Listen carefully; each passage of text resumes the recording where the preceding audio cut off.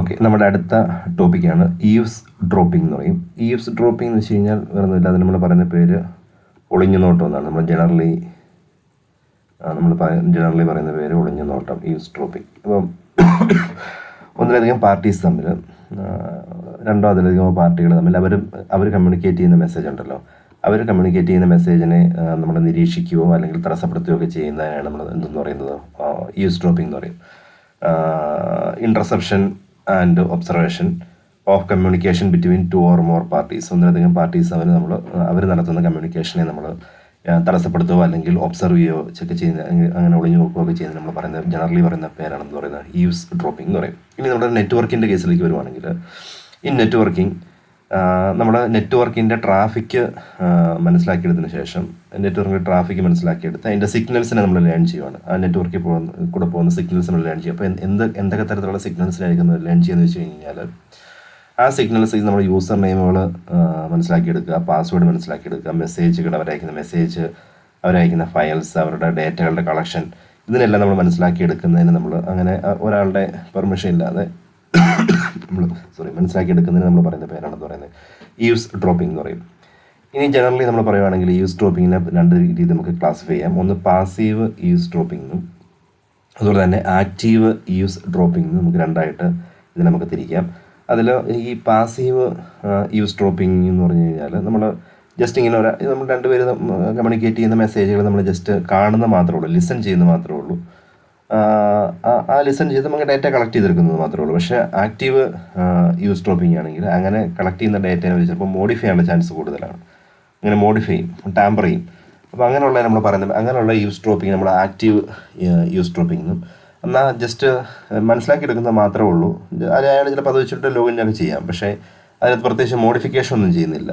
അങ്ങനെയുള്ളതാണെങ്കിൽ നമ്മളതിനെ passive eaves dropping എന്ന് പറയും. അപ്പോൾ ഈ രണ്ട് ക്ലാസിഫിക്കേഷൻ ഓർക്കുക. ഈവ്സ് ഡ്രോപ്പിംഗ് നമുക്ക് പാസീവ് എന്നും ആക്റ്റീവ് രണ്ടായിട്ട് തിരിക്കാം.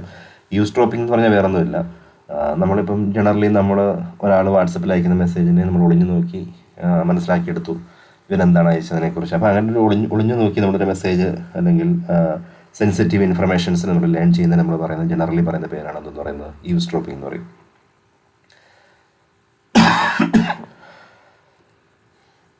ഓക്കെ, അപ്പോൾ ഇതിനാണ് ഒരു ജനറൽ ഐഡിയ, ഈവ്സ് ഡ്രോപ്പിങ്ങിൻ്റെ ഒരു ജനറൽ ഐഡിയ എന്ന് പറഞ്ഞതാണ്. ഇനി അറ്റാക്കേഴ്സ് എന്തിനൊക്കെ വേണ്ടിയായിരിക്കും ഈ ഈവ്സ് ഡ്രോപ്പ് ചെയ്യുന്നത്? നമ്മൾ സാധാരണ നമ്മുടെ ഹാക്കർമാർ എന്തിനു വേണ്ടിയായിരിക്കും ഈ ഈവ്സ് ഡ്രോപ്പിംഗ് പോലുള്ള കാര്യങ്ങൾ ചെയ്യുന്നതെന്നുള്ളതാണ് അറ്റാക്കറിൻ്റെ ഗോൾ ആൻഡ് റോൾ എന്ന് പറയുന്നത്. അപ്പോൾ ഒന്നാമത്തെ ഗോൾ എന്ന് വെച്ച് കഴിഞ്ഞ് കഴിഞ്ഞാൽ, നമ്മുടെ പ്രധാനപ്പെട്ട ക്രെഡൻഷ്യലിനെ മോഷ്ടിക്കാൻ വേണ്ടിയാണ്. അതായത് യൂസർ നെയിമുകൾ, പാസ്വേഡുകൾ, നമ്മൾ ലോഗിൻ ചെയ്യുന്ന സെക്ഷൻസ്, ടോക്കൺസ്, അങ്ങനെയുള്ള എല്ലാ കാര്യങ്ങളും മോഷ്ടിക്കാനായിട്ട്, അങ്ങനെയുള്ള ഈ ക്രെഡൻഷ്യൽസിനെ മോഷ്ടിച്ചതിന് ശേഷം, അല്ലെങ്കിൽ ഈ പ്രധാനപ്പെട്ട ഇൻഫർമേഷൻസിനെ മോഷ്ടിച്ചതിന് ശേഷം നമ്മുടെ അക്കൗണ്ടിനെ ആക്സസ് ചെയ്യുക, ഗെയിൻ അക്കൗണ്ട് ആക്സസ്. അപ്പോൾ ഈ ഒരു പ്രധാനപ്പെട്ട ഇതിനു വേണ്ടിയായിരിക്കും നമ്മൾ എന്ത് ചെയ്യുന്നത്, അറ്റാക്കേഴ്സ് ഈവ്സ് ഡ്രോപ്പ് ചെയ്യുന്നത്.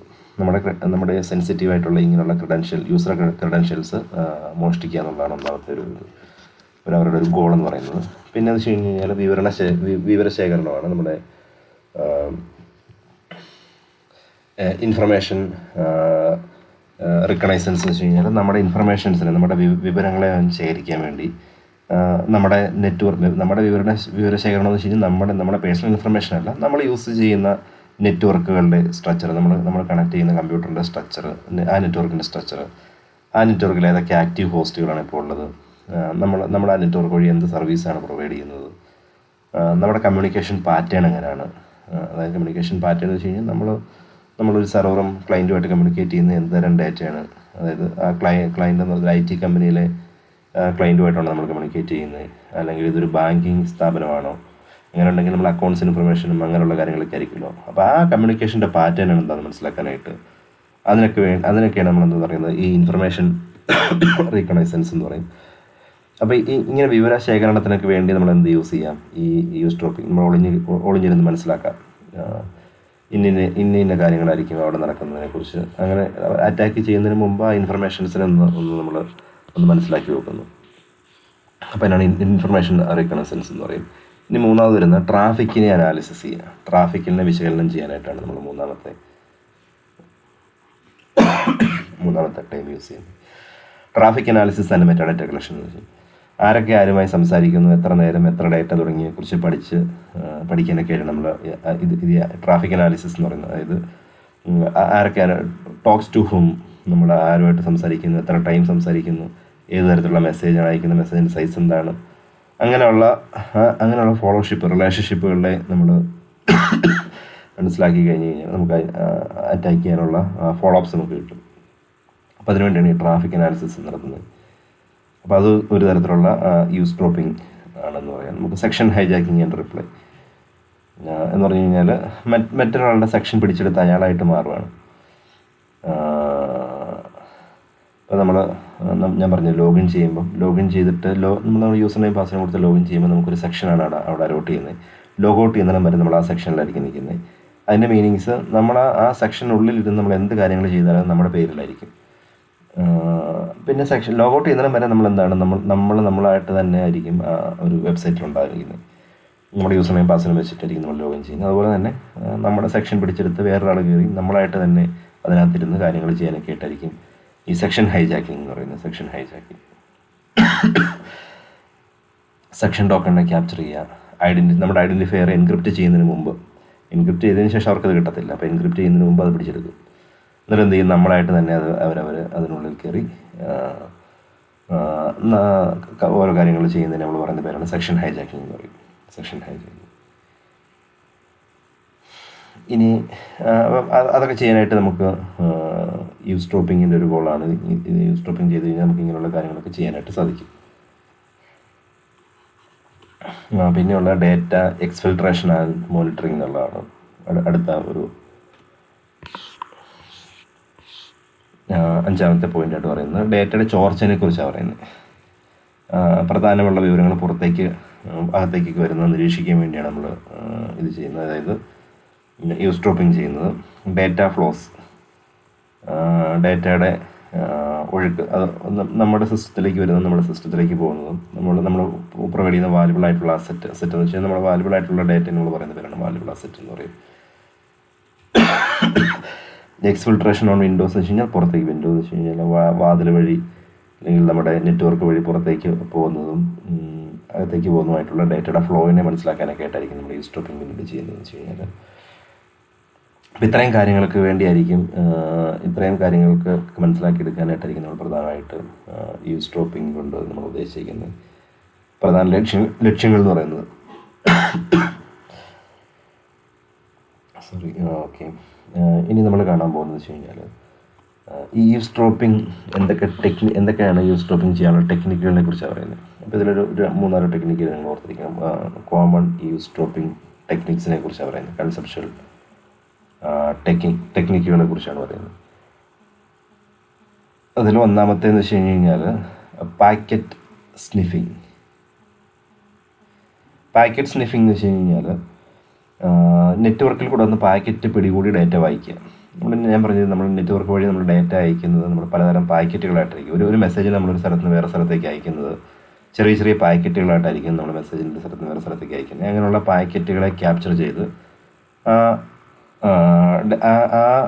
പാക്കറ്റിനുള്ളിലുള്ള ഡേറ്റകൾ വായിക്കുക, അതനുസരിച്ചിട്ടുള്ള കാര്യങ്ങൾ ചെയ്യുക എന്നുള്ളതായിരിക്കും പാക്കറ്റ് സ്നിഫിങ് എന്നുള്ള ടൈം കൊണ്ട് ഉദ്ദേശിക്കുന്നത്.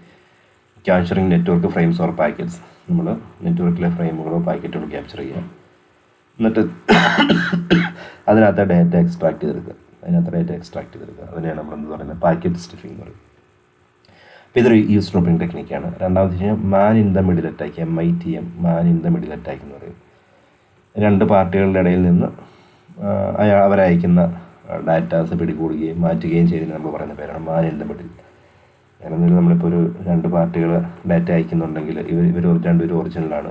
ഇവർ കാണാതെ ഒരു തേർഡ് പാർട്ടി ഇതിനുള്ളിലിരിക്കും. എന്നിട്ട് എന്ത് ചെയ്യും, ഇവരിങ്ങോട്ട് അയക്കുന്ന മെസ്സേജിനെ ഇവിടെ ഇരുന്നിടയ്ക്ക് ക്യാപ്ചർ ചെയ്തെടുക്കും. ഓക്കെ, എന്നിട്ട് ഇവനായിരിക്കും അങ്ങോട്ട് കമ്മ്യൂണിക്കേറ്റ് ചെയ്യുന്നത്. അപ്പം നമ്മൾ വിചാരിക്കുന്നത് നമ്മളിവിടെ നിന്ന് നേരെ ഇങ്ങോട്ട് അയക്കുന്നു, ഫസ്റ്റ് പാർട്ടിയിൽ നിന്ന് സെക്കൻഡ് പാർട്ടി കിട്ടിയെന്ന് നമ്മൾ വിചാരിക്കും. പക്ഷേ കിട്ടുകയൊക്കെ ചെയ്യും. ആ കിട്ടുന്ന സാധനം എന്ത് ചെയ്യും, ഫസ്റ്റ് പാർട്ടിയിൽ നിന്ന് തേർഡ് പാർട്ടിയിലായിരിക്കും ഈ സാധനം വരുന്നത്. തേർഡ് പാർട്ടിയിൽ നിന്നായിരിക്കും വീണ്ടും എന്ത് ചെയ്യുന്നത്, സെക്കൻഡ് പാർട്ടിയിലേക്ക് പോകുന്നത്. അപ്പോൾ ഇതിനിടയ്ക്ക് ഒരു നമ്മളറിയാതെ ഒരാൾ ഒളിഞ്ഞിരുന്നിരുന്ന് ഈ സാധനങ്ങളെല്ലാം മനസ്സിലാക്കുകയും കേൾക്കുകയും വായിക്കുകയും അതിന് കറസ്പോണ്ടിങ് ആയിട്ടുള്ള ചിലപ്പോൾ നമ്മളിവിടെ നയിക്കുന്ന ഒറിജിനൽ മെസ്സേജ് ആയിരിക്കും ഇവിടെ കിട്ടുന്നത്. ഇവൻ മോഡിഫൈ ചെയ്തിട്ടായിരിക്കും സെക്കൻഡ് പാർട്ടിക്ക് അയച്ചു കൊടുക്കുന്നത്. അപ്പം അങ്ങനെയുള്ള ഒരു രീതി നമ്മൾ പറയുന്ന പേരാണ് മാൻ ഇൻ ദ മിഡിൽ എന്ന് പറയും. ഇതും ഒരു വൺ ടൈപ്പ് ഓഫ് ഈവ്സ്ഡ്രോപ്പിംഗ് ടെക്നിക്കാണ്. ഇനി മൂന്നാമത്തെ ഒരു ഈവ്സ്ഡ്രോപ്പിംഗ് രീതിയാണ് ARP സ്പൂഫിംഗ് അല്ലെങ്കിൽ ARP പോയ്സണിംഗ് എന്ന് പറയും. അതായത് ലോക്കൽ നെറ്റ്വർക്കിലെ ട്രാഫിക്ക്, ഒരു ലോക്കൽ നെറ്റ്വർക്കിൽ ഉണ്ടാകുന്ന ട്രാഫിക്കിനെ നമ്മൾ എന്ത് ചെയ്തെന്ന് വെച്ച് കഴിഞ്ഞാൽ റീറൂട്ട് ചെയ്ത് അക്രമിയുടെ കമ്പ്യൂട്ടറിലേക്ക് മാറ്റിവിടും. അതിന് നമ്മൾ പറയുന്ന പേരാണ് ARP സ്പൂഫിംഗ് എന്ന് പറയും. റീറൂട്ട് ലാൻഡ് ട്രാഫിക്, ഒരു ലോക്കൽ ഏരിയ നെറ്റ്വർക്കിൽ ഉണ്ടാകുന്ന ട്രാഫിക് എന്ന് വെച്ച് കഴിഞ്ഞാൽ അതുവഴി പോകുന്ന ഡേറ്റയുടെ ഫ്ലോ, അതിനെ നമ്മൾ എന്ത് ചെയ്യും, റീറൂട്ട് ചെയ്ത് അറ്റാക്കറുടെ നെറ്റ്വർക്കിലേക്ക് നമ്മൾ തിരിച്ചുവിടും. അതിന് നമ്മൾ പറയുന്ന പേരാണ് ARP സ്പൂഫിംഗ് എന്ന് പറയും. ഒരു ലാൻഡ് നെറ്റ്വർക്കിലുണ്ടാകുന്ന ട്രാഫിക്കിനെ അല്ലെങ്കിൽ ഡേറ്റയുടെ ഒഴുക്കിനെ അവൻ നേരെ പയ്യെ ചില ടൂളുകളൊക്കെ ഉപയോഗിച്ചുകൊണ്ട് അവിടുന്ന് റീഡയറക്റ്റ് ചെയ്ത് അറ്റാക്കറുടെ ഹോസ്റ്റിലേക്ക് പറഞ്ഞു വിടും. അതിന് നമ്മൾ പറയുന്ന പേരാണ് ARP spoofing. It's also one type of eavesdropping technique. അടുത്ത് നമ്മൾ പറയുന്നത് DNS സ്പൂഫിംഗ് ആണ്. DNS സ്പൂഫിംഗ് എന്ന് വെച്ച് കഴിഞ്ഞാൽ നമ്മുടെ വെബ്സൈറ്റിൻ്റെ വിലാസങ്ങൾ വ്യാജമായിട്ട് ഉണ്ടാക്കിയിട്ട് അതേ ക്ലിക്ക് ചെയ്യുമ്പം ഇപ്പോൾ നമ്മൾ facebook.com ആണെങ്കിൽ അതിലേതെങ്കിലും ഒരു നമ്മൾ കാണുമ്പോൾ അതുപോലൊക്കെ തന്നെ ഇരിക്കും, പക്ഷേ ഏതെങ്കിലും ഒരു കുറവായിരിക്കും, ഇങ്ങനെ ആയിരിക്കും ഇരിക്കുന്നത്. അപ്പോൾ ഇതിൻ്റെ ഒരു ലിങ്ക് ആയിരിക്കും നമുക്ക് തരുന്നത്.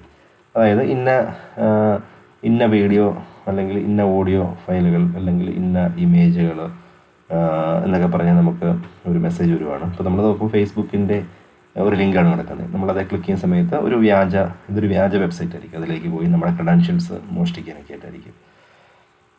അപ്പം ഡൊമൈൻ നെയിം സിസ്റ്റത്തിന് നമ്മൾ എന്ത് ചെയ്യുന്നു, ഈ ഫേസ്ബുക്കിൻ്റെ വ്യാജ സാധനം ഉണ്ടാക്കിയിട്ട് നമ്മുടെ ഡീറ്റെയിൽസ് മുഴുവൻ അറ്റാക്കറുടെ കൺട്രോളിലേക്ക് വരാനായിട്ട് നമ്മൾ യൂസ് ചെയ്യുന്ന ഒരു ടെക്നിക്ക് നമ്മൾ പറയുന്ന പേരാണ് അവർ യൂസ് ചെയ്യുന്ന ഒരു ടെക്നിക്ക് നമ്മൾ പറയുന്ന പേരാണ് DNS സ്പൂഫിംഗ് എന്ന് പറയും. DNS സ്പൂഫിംഗ് അല്ലെങ്കിൽ DNS ഹൈജാക്കിംഗ് എന്ന് പറയും. DNS ഡൊമൈൻ നെയിം സിസ്റ്റം എന്ന് വെച്ചാൽ നമ്മുടെ ഈ വെബ്സൈറ്റുകൾക്ക് കൊടുക്കുന്ന പേരാണ് പറയുന്നത് ഡൊമൈൻ നെയിം സിസ്റ്റം എന്ന് പറയും. ആ സിസ്റ്റത്തിന് നമ്മൾ ഹൈജാക്ക് ചെയ്തെടുക്കും. അപ്പോൾ ഇതെല്ലാം ഒരു ഈവ്സ്ഡ്രോപ്പിംഗ് ടെക്നിക്കുകളാണ്. ഓക്കെ, ഇനി ഈ ഈവ്സ്ഡ്രോപ്പിങ്ങിൻ്റെ ഇപ്പം ഇങ്ങനെയൊക്കെ ചെയ്യുന്നതുകൊണ്ടുള്ള ഫലങ്ങൾ, കോൺസിക്വൻസിനെ കുറിച്ച് നമ്മൾ പറയാൻ പോകുന്നത്. എന്തൊക്കെയായിരിക്കും ഇങ്ങനെയൊക്കെ ഡാറ്റ മോഷ്ടിച്ചുകൊണ്ട് പോയി കഴിഞ്ഞാൽ നമ്മുടെ അൺഓതറൈസ്ഡ് അക്കൗണ്ട് ആക്സസ്, നമ്മളറിയാതെ നമ്മുടെ അക്കൗണ്ടിനെ നമ്മൾ ആരെങ്കിലും ആക്സസ് ചെയ്യാം. നമ്മുടെ പ്രോപ്പറായിട്ടുള്ള ഡാറ്റ ലീക്ക് ചെയ്ത് പോവാം. നമ്മളായിട്ട് തന്നെ വേറൊരാൾ ഉള്ളിൽ കയറി ആക്ടിവിറ്റികൾ ചെയ്യാം, ഫ്രോഡ് പരിപാടികൾ ചെയ്യാം. പിന്നെ സ്ഥാപനങ്ങളുടെ ഒരു വിശ്വാസ്യതയും നിയമപരമായിട്ടുള്ള പ്രശ്നങ്ങളെ അത് ബാധിക്കാം. റെഗുലേറ്ററി ആൻഡ് റെപ്യൂട്ടേഷണൽ ഡാമേജ്, ഓർഗനൈസേഷൻസിൻ്റെ റെപ്യൂട്ടേഷണൽ ഡാമേജുകളുണ്ടാവാം. പിന്നെ ഏതെങ്കിലും നെറ്റ്വർക്കിലുള്ള മറ്റേതെങ്കിലും ലാറ്ററൽ മൂവ്മെൻറ്റിന് ഇത് വഴിയൊരുക്കാം. നമ്മൾ ചിന്തിക്കാത്ത രീതിയിലുള്ള ചില മൂവ്മെൻറ്റുകൾക്ക് ഇത് വഴിയൊരുക്കാം. അങ്ങനെയുള്ള കോൺസിക്വൻസ് ഈ ഈവ്സ്ഡ്രോപ്പിംഗ്, ഒളിഞ്ഞുനോട്ടം മൂലം ഉണ്ടാകാം. നെറ്റ്വർക്കിൽ നമ്മുടെ പെർമിഷൻ ഇല്ലാതെ വേറൊരാൾ ഒളിഞ്ഞു നോക്കി നമ്മുടെ ഡേറ്റ എടുക്കുന്നത് കൊണ്ടോ, നെറ്റ്വർക്ക് ട്രാഫിക് എടുക്കുന്നത് കൊണ്ടോ, നമ്മൾ അയക്കുന്ന പാക്കറ്റ്സ് വായിക്കുന്നത് കൊണ്ടൊക്കെ ഇങ്ങനെയുള്ള പല ദൂഷ്യവശങ്ങളും ഇതിനകത്ത് ഉണ്ടാകും. ഇനി ഇതിനെ നമുക്ക് എങ്ങനെ തടയാം, പ്രതിരോധ മാർഗങ്ങളെക്കുറിച്ച് പറയുന്നത് ഡിഫൻസ് ആൻഡ് മിറ്റിഗേഷൻസ് ആണ് ബെസ്റ്റ് പ്രാക്ടീസിൽ. ഡിഫൻസ് ആൻഡ് മിറ്റിഗേഷൻസിനെ കുറിച്ച് നമ്മൾ പറയുകയാണെങ്കിൽ നമുക്കെല്ലാം എന്ത് ചെയ്യുക, ഹൈ എൻഡ് എൻക്രിപ്ഷൻ യൂസ് ചെയ്യുക എന്നുള്ളതാണ്. ഡിഫൻസ് ആൻഡ് മിറ്റിഗേഷൻ നമ്മൾ പറയുന്നത് ഒന്നാമത്തെ പോയിൻ്റായിട്ട് നമ്മൾ പറയുന്നത് ഒരു ഹൈ എൻഡ് എൻക്രിപ്ഷൻ നമ്മൾ യൂസ് ചെയ്യുക. എല്ലാ മെസ്സേജുകളും അല്ല എല്ലാ ട്രാഫിക്കിലും നമ്മൾ എന്ത് ചെയ്യുക, HTTPS അല്ലെങ്കിൽ TLS എന്ന് പറയുന്ന എൻക്രിപ്ഷൻ സ്റ്റാൻഡേർഡുകൾ യൂസ് ചെയ്യുക എന്നുള്ളതാണ്. TLS കോൺഫിഗറേഷൻസ് യൂസ് ചെയ്യുക എന്നുള്ളതാണ്. പിന്നെ VPN, വെർച്വൽ പ്രൈവറ്റ് നെറ്റ്വർക്ക് ഉപയോഗിക്കുക. ഓതൻറ്റിക്കേഷൻ ആൻഡ് സെക്ഷൻ പ്രൊട്ടക്ഷൻ എന്നുള്ളതാണ് അടുത്ത ടൈം പറയുന്നത്. നമ്മൾ സെക്യൂറായിട്ടുള്ള സെക്ഷൻ മാനേജ്മെൻറ്റുകൾ യൂസ് ചെയ്യുക. അതിനുവേണ്ടി HTTP ഉള്ളി കുക്കീസ്, ഇതൊക്കെ എല്ലാം സെക്യൂർ സെക്ഷൻസ് ആണ്. ഇങ്ങനെയുള്ള കാര്യങ്ങൾ യൂസ് ചെയ്യുക. അതുപോലെ തന്നെ മൾട്ടി ഫാക്ടർ ഓതൻറ്റിക്കേഷൻ നടത്തുക, MFA. ഇപ്പം നമ്മളൊരു മെസ്സേജ് അയക്കുന്ന സമയത്ത് അയാൾ റീഡ് ചെയ്യണമെങ്കിൽ അയാൾക്കൊരു കീ മാത്രം പോരാ, ചിലപ്പോൾ OTP ഒരു OTPയുടെ സഹായം വേണ്ടി വരണം. നമുക്കൊരു പാസ്വേഡ് മാത്രം പോരാ, അതിന് കൂടുതൽ OTPയും കൂടെ ഉണ്ടെങ്കിൽ മാത്രമേ അത് റീഡ് ചെയ്യാൻ പറ്റൂ. അങ്ങനെ മൾട്ടിപ്പിൾ ഓതൻറ്റിക്കേഷൻ കാര്യങ്ങളൊക്കെ യൂസ് ചെയ്താൽ മാത്രമേ ഡേറ്റയെ റീഡ് ചെയ്യാനുള്ള പെർമിഷൻ ഉണ്ടാവാൻ പാടുള്ളൂ എന്ന രീതിയിലുള്ള കാര്യങ്ങളൊക്കെ ഇപ്പോൾ ഏകദേശം ഇതെല്ലാം ചെയ്തുകൊണ്ടാണ് നമ്മുടെ മെസ്സേജുകളൊക്കെ ട്രാൻസ്മിറ്റ് ചെയ്യുന്നത്. അപ്പോൾ ഇങ്ങനെ അത് എന്തിൽ നിന്ന് ഒഴിവാക്കാനായിട്ടാണ് നമ്മുടെ ഒളിഞ്ഞ നോട്ടങ്ങളൊക്കെ ഒഴിവാക്കാനായിട്ട് നമ്മൾ യൂസ് ചെയ്യുന്ന ടെക്നിക്കുകളാണ്. അപ്പോൾ ഇത്രയാണ് ഈവ്സ്ഡ്രോപ്പിങ്ങിനെ കുറിച്ച് പറയാനുള്ളത്. അപ്പോൾ ജനറലായിട്ട് ഈവ്സ്ഡ്രോപ്പിങ്ങിനെ കുറിച്ച് പറയുകയാണെങ്കിൽ എന്തൊക്കെയാണെന്നുള്ളത് നമ്മളെന്ത് പറയുന്നത്, നമ്മുടെ നെറ്റ്വർക്കിൽ കൂടെ ഒന്ന് ഡാറ്റേനെ വേറൊരാൾ ഒളിഞ്ഞു നോക്കി അത് മനസ്സിലാക്കിയെടുത്ത് എന്തെങ്കിലും ആക്ടിവിറ്റി ചെയ്യുന്നത് നമ്മൾ പറയുന്ന പേരാണ് ഈവ്സ്ഡ്രോപ്പിംഗ് എന്ന് പറയും. നമ്മുടെ സെൻസിറ്റീവ് ഇൻഫർമേഷൻസ് ആയിരിക്കും അവർ ഒളിഞ്ഞു നോക്കി മനസ്സിലാക്കിയെടുക്കുന്നത്. അപ്പോൾ അങ്ങനെ എന്തിനു വേണ്ടിയാണ് ആൾക്കാർ ഈവ്സ്ഡ്രോപ്പ് ചെയ്യുന്നത്, അങ്ങനെ ചെയ്തു കഴിഞ്ഞാലുള്ള ദൂഷ്യവശങ്ങൾ എന്തൊക്കെയാണ്, അത് നമുക്ക് എങ്ങനെ തടയാം, ഇത്തരം കാര്യങ്ങളായിരിക്കും ഈ ഒരു ഇത്രയും ടോപ്പിക്കിൽ കണ്ടത്. ഇത് വളരെ ഇമ്പോർട്ടൻ്റ് ആയിട്ട് ടോപ്പിക്കാണ് ഈവ്സ്ഡ്രോപ്പിംഗ് എന്ന് പറയുന്നത്. അപ്പോൾ ഓക്കെ, ഇത്രയും നിങ്ങൾ ഈ വീഡിയോ കണ്ടതിന് ശേഷം ഈ നോട്ടോടെ നോക്കി മനസ്സിലാക്കിയെടുക്കുക കേട്ടോ. Okay, thank you.